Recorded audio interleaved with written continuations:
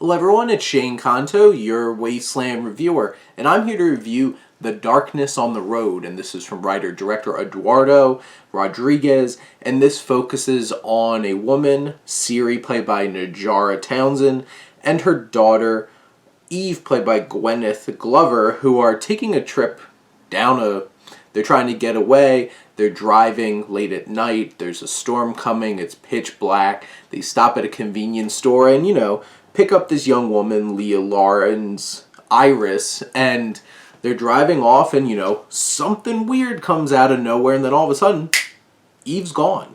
Where'd she go?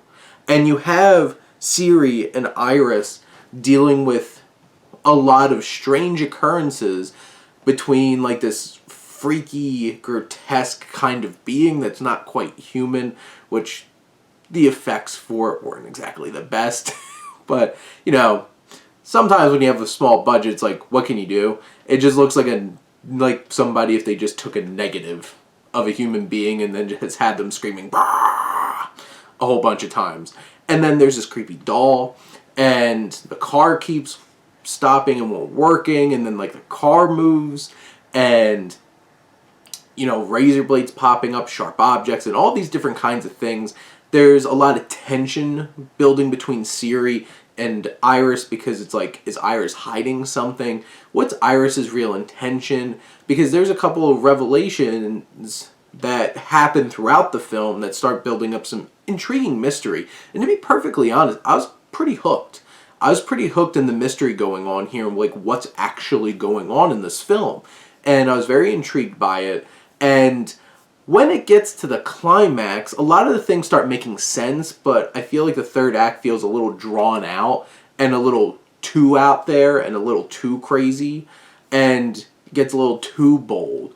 But I do have to say, it has very interesting ideas of where it's going. It's very bold and ambitious in some of the things that it portrays, and it has some interesting visuals along the way. Leading up through, like, the first two acts of this film, there's a lot of tension, there's a lot of suspense, and Rodriguez does a really good job of building that tension up and keeping the audience on the edge of its seat.